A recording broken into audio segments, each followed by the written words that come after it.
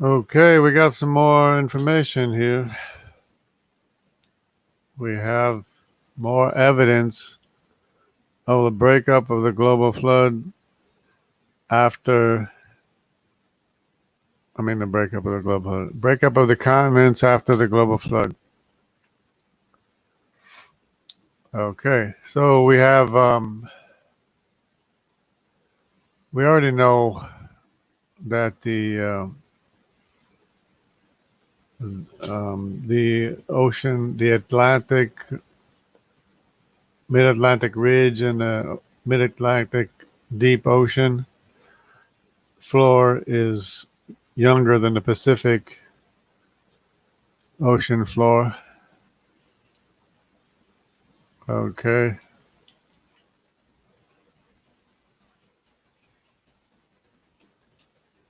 Let's see if I could get a picture here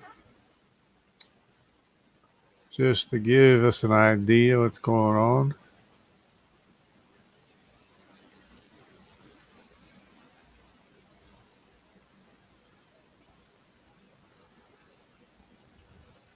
Okay, so let me do a little screen share thing here, thingy.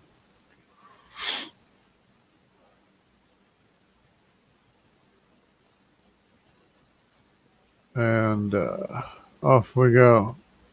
Okay, so this is what I'm talking about. See this mid-Atlantic ridge here? You can see that it spread here.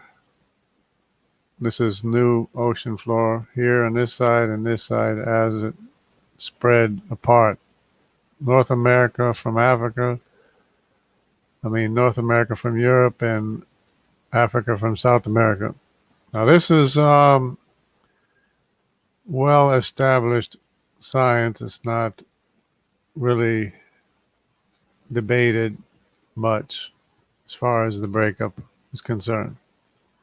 You can also see here and note the recent breakthrough between South America and Antarctica and how close they are together. Of course, in real life, it's a long ways away, but you can see how they used to be joined together here. And there are some old maps that show them joined together, along with actual rivers and valleys in Antarctica that can be seen. Okay, so we know the continents broke apart.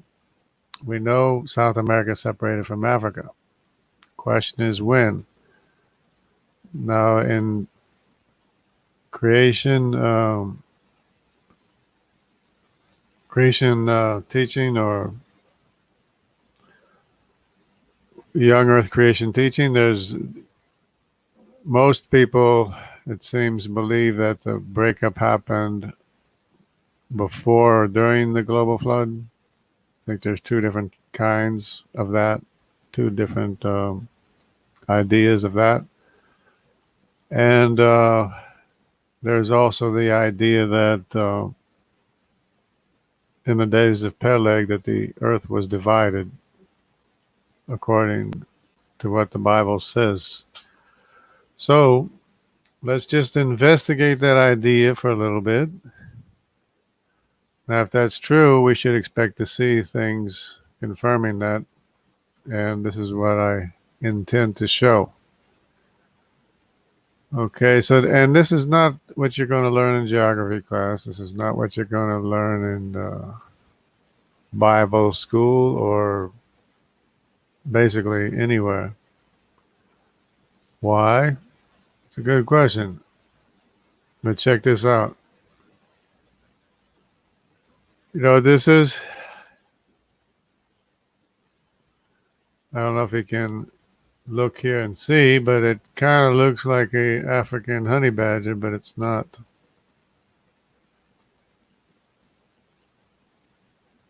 See here?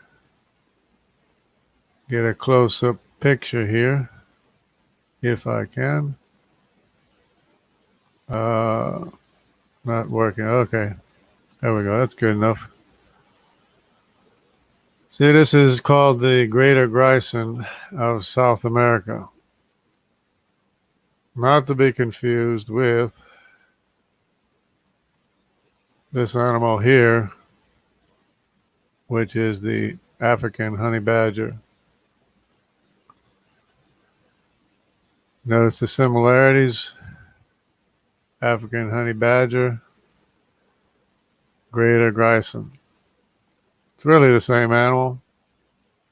It's just separated by a lot of time or a significant amount of time.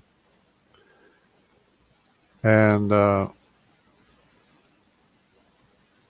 it's because the animals, when they got off the Noah's Ark, they actually reached South America. And you can see the greater Grison was separated from the honey badger. Okay, that's one example. How about this animal here?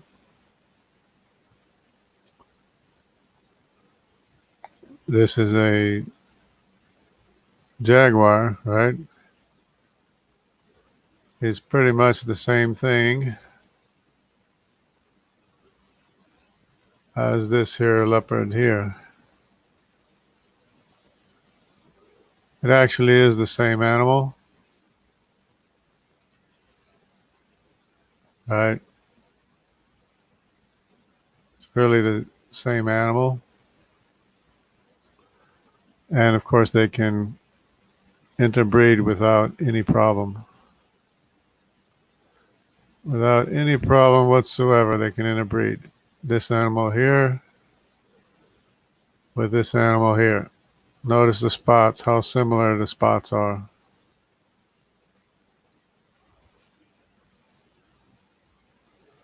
See the spots? And they're entirely compatible as far as crossbreeding. No problems whatsoever.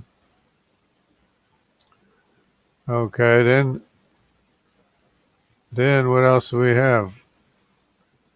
We have some South American camels. They're saying that they crossed over the Bering Land Strait or Bering Land Bridge. No, I don't see any land in between these but I guess when the water was lower, maybe it was. But they're saying there's an ancestor here in America, North America, but it's probably fossil evidence, which is probably unrelated to what's living in South America. My suggestion is they got separated from camels when Africa broke apart. So that you have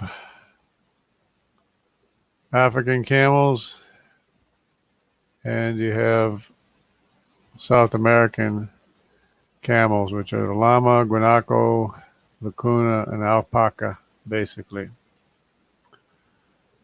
Wild vicuna and guanacos, they're camel. These are domesticated animals, camels, but they're llamas and alpacas. But they're basically camels too. So what else do we have besides that? Oh, what's this? Now here we have two things. We have two animals here. This one here is called an aardvark here, right? South America. And what do we have over here?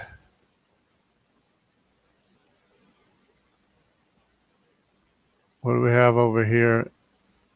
Oh, look at this. What's this? It's called the African ant bear. That's funny. African ant bear looks a lot like this aardvark over here, South American aardvark. Looks exactly the same thing, right? So they got separated. Not only that, there's the anteaters too. Now, we know we have South American anteaters. They also have African anteaters. There we go, African anteater. In case there's a doubt, let me see. African anteater. Okay.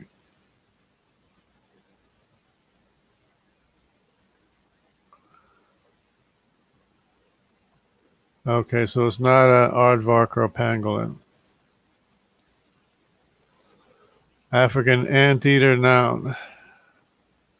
Plural African anteaters. Oh, so they got anteaters in Africa. Okay, that's interesting. We also have them in South America, African anteater. Not only do we have that, we got the African ant bear, which is same thing as a aardvark. Exact same thing. Okay, so they got separated somehow. Somehow they got from Africa to South America before the breakup of the continents, after they got off the ark. Okay? Not real complicated. So let's look again here at the lifespans or longevity of people. You will notice here an interesting thing that happens here. Remember the verse in the Bible says, in the days of Peleg, the earth was divided.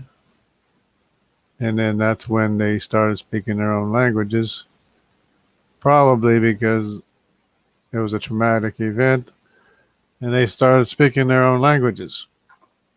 So let's look at the evidence here. We have people living 930 years, 912. Methuselah, of course, lives 969 years. Lamech didn't live to the time of the flood, only 770 years. He died just before the flood. Noah survived the flood along with Shem, Ham, and Japheth. But you notice everyone born after the flood now is only living less than 500 years. 433, 400, or 38, 33, 64, 464, something like that. And we have Eber. Arpachshad, Zillah, and Eber. These are the sons of Shem, the line of Shem. Eber is the, well, we get the word Hebrew, apparently. It's when people started speaking Hebrew. Okay, the Hebrew word for Peleg means divided, as the Bible says. The earth was divided in the days of Peleg. His Peleg means divided.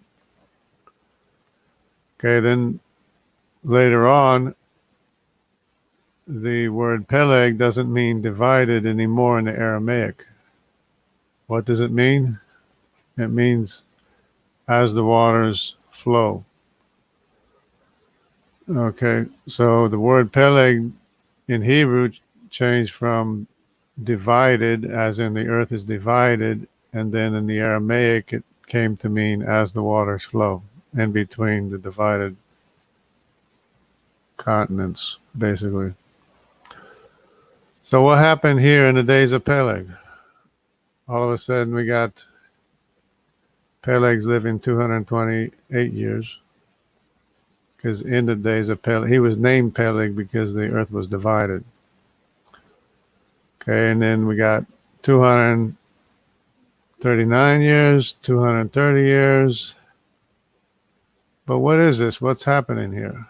205 years. Actually, so people were living almost 1,000 years before the flood.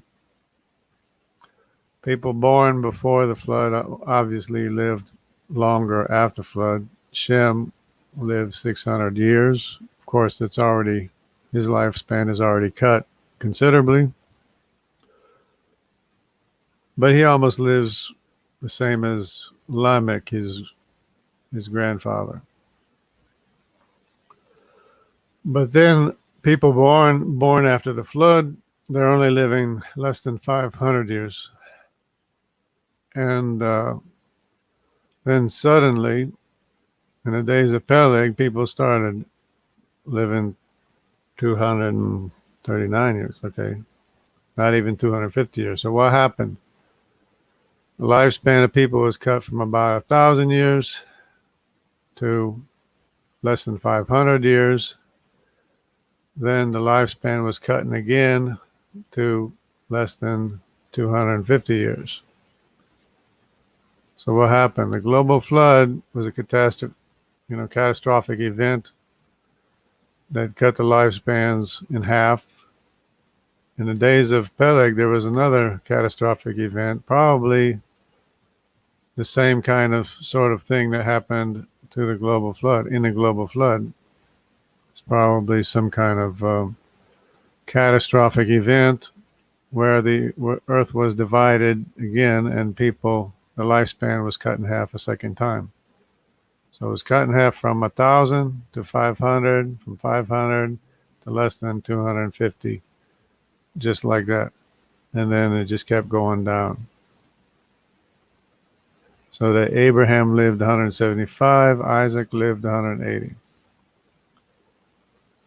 And we know what Jacob said. He said he lived 147. He was talking about how long his fathers used to live, his ancestors used to live. But anyways, let's look at this decline again over here, declining post-flood longevity. They're living all the way up here, almost 1,000. Then boom, after the flood, people born after the flood here. Arpachshad, Sheila, and Eber. They're all up here about 500 years, close to 500 years. And then boom, days of Peleg, cut in half again, 250 years. And then it just kept on going down. You can see the trend. So it was a serious catastrophic event to cut people's lifespan in half a second time, just like that. It had to have been a catastrophic event, and people isolated into family groups and began speaking their own languages. That's when they started spreading out. That's when the sons of Ham went to Africa. But it was after the breakup of the continents, so that they never made it to South America. So the descendants of Ham, the Cushites, which settled all throughout sub-Saharan Africa, the dark-skinned people, they never made it to South America from Africa because it had already broken apart. But the animals, as we saw, all made it. Not only these very similar animals that I was showing, but also all of the other South American animals that are unique to South America. So here's another evidence that I want to show. You can see how the glacial markings are on today's continents. You can see which way the ice was flowing, so you can see that they were all joined. And of course, this is glacial ice, which is on top of the sediments deposited by the global flood boom. So right there, that's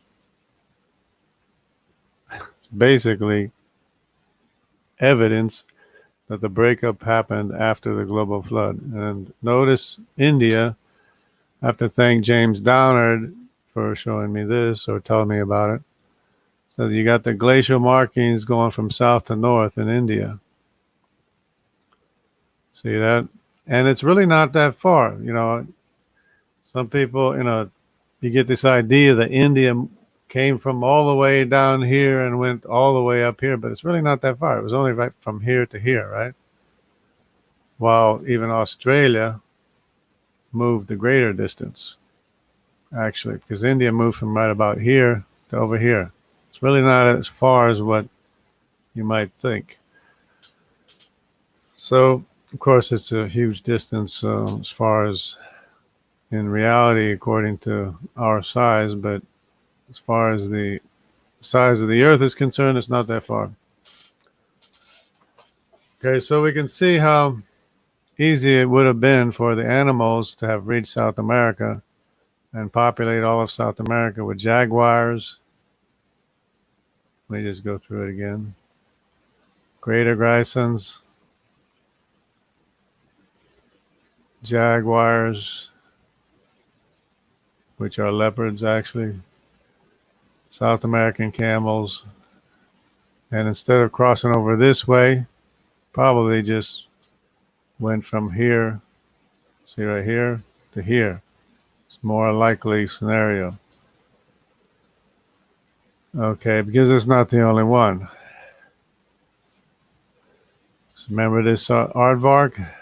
Aardvark is a South American animal. See, South American aardvark. South American aardvark is a species of aardvark that lives in rainforests and suburbs of South America. They're found in Bolivia, Brazil, and Paraguay. Okay, that's very nice, isn't it? Okay, and yet we have these things here. This is the exact same thing as the aardvark, except it's called an African bear, just like the African honey badger is called the honey badger, and the greater grison is called the greater grison. There is also a lesser grison too, but it's basically the same thing.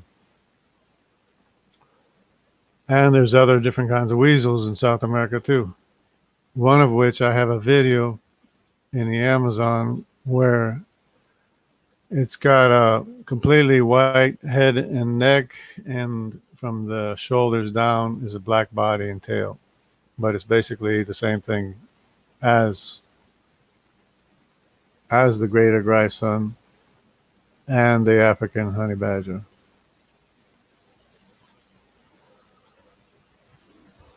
Okay, but anyways, so yeah, this is almost proof absolute, or it is proof, as far as I'm concerned, it's proof absolute of the breakup of the continents after the global flood, because this glacial ice accumulated after the global flood. And there's actually maps that still show Antarctica connected to South America, which they're not even showing here, but that's the way it was.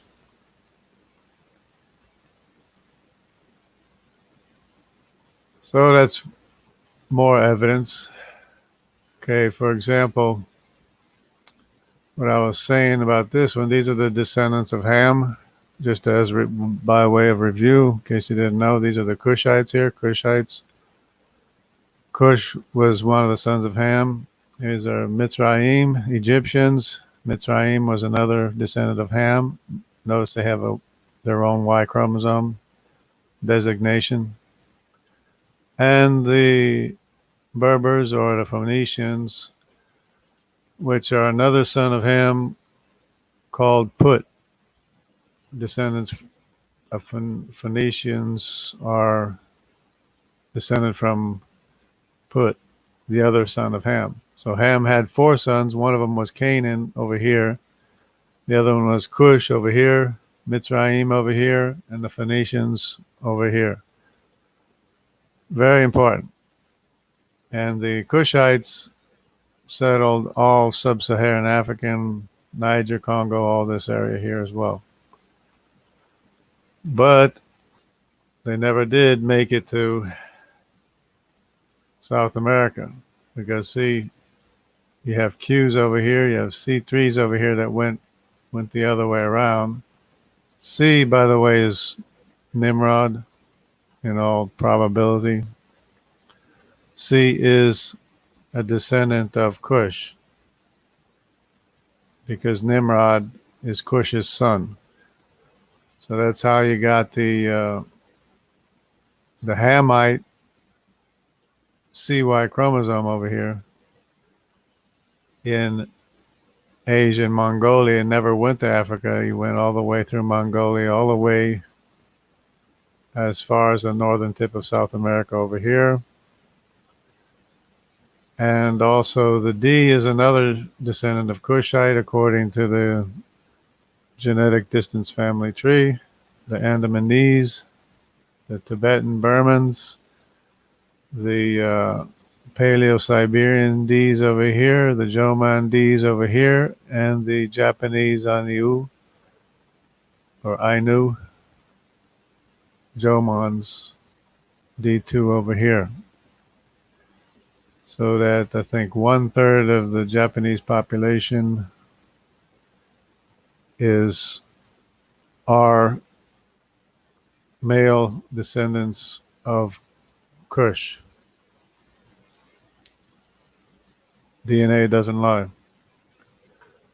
So, but they never made it to South America because they only started moving after the breakup of the continents.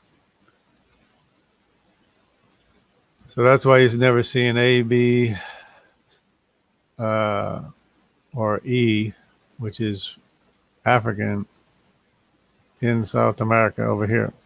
There's only the Q, and this C came the other way around because he's the descendant. The C's are the descendants of Nimrod, who went the other way. Nimrod, by the way, had a great kingdom in Mesopotamia. He was the king of Shinar very early on. He never even went to Africa when they had the breakup of the continents and the breakup or separation of the language, the family groups. Nimrod stayed in this land of Shinar, Mesopotamia, because he was the king of the land of Shinar, and he never even went to Africa like the rest of the family, the Kushite family, did. D, however, I don't see any D's around near Africa either. So D probably never went to Africa either. But he is connected to the same family tree genetically because the breakup happened 100 years after the global flood. And but they were already in this area over here when they landed and got off the ark and had sons, had Nimrod, Cush. One of the sons of Ham had Nimrod, and but anyways, kind of self-explanatory. I don't even know why I'm taking time to go through it all like that, but anyways. So there you have it. Which one is this? The African honey badger. Can you tell the difference? Can you tell the difference here? Notice here this line, which is, it's amazing you can even tell a difference. But see this white line here, how it cuts the top of the ear like this? The greater Grison has the same line that's lower over the top of the eye and cuts below the ear line here. That's basically the only way you can tell them apart. Of course, the one I saw, the one I filmed, had a white head down to the shoulders and a black body and tail. But he was basically the same animal too as well. And apparently nobody's ever seen that weasel type animal, because these belong to the weasel family. Not really a badger. So, but this is actually the new evidence here. Where am I? This here, the glacial ice. Now, both this glacial ice in South America, with the lines going this way, and in Africa going this way, of course, and in India going this way, and Australia going that way, prove that the breakup happened after the global flood. Because the glacial ice built up on top of the sediments deposited by the global flood and made the striations or the markings going from south to north in India, and basically the same thing in South America and Australia and Africa. But it's interesting how in Africa it's going this way and it's still going this way too. So, but Africa, I think it was kind of, the geology is kind of torn up anyway. Well, yeah, but you can see how it ended up here. South America over here, India over there, Africa here, Australia here. Now, this is very significant evidence of the breakup of the continents after 100 years after the global flood, just like the Bible says. The earth was divided, and then the word divided in Hebrew, peleg, came to mean as the waters flow in Aramaic, in between the continents. Or in between here and here, all over here. Because, of course, this ocean floor here is newer than the Pacific Ocean floor as well. And you can actually see how South America was connected to Antarctica and it broke through there. So it's pretty strong evidence to me. Oh yeah, there's one more thing is that there's sediment layers in North America that extend all the way to Europe. And if the breakup happened before, they probably wouldn't be the same sediment layers on both sides like that. So to me, it's a lot of evidence, confirming evidence, and it explains how the animals got where they went, because the breakup happened 100 years after the global flood. Where's my barnyard?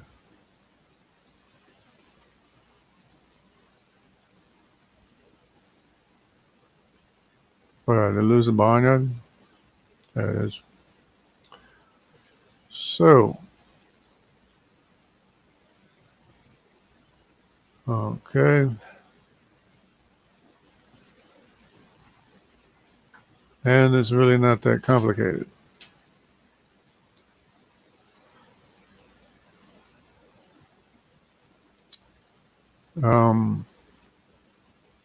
I'm kind of by myself in this idea. It's, of course, I've always had the idea because it's what the Bible actually says. It actually says the earth was divided in the days of Peleg. Then you have the lifespans that are cut short. Then you have the animals that are both in South America and North America, the same animals, as if they just got separated 100 years after the global flood. You have the glacial markings. You got the sediment layers going from North America to Europe and probably South America to Africa too. And to me, it's compelling evidence of exactly what the Bible says.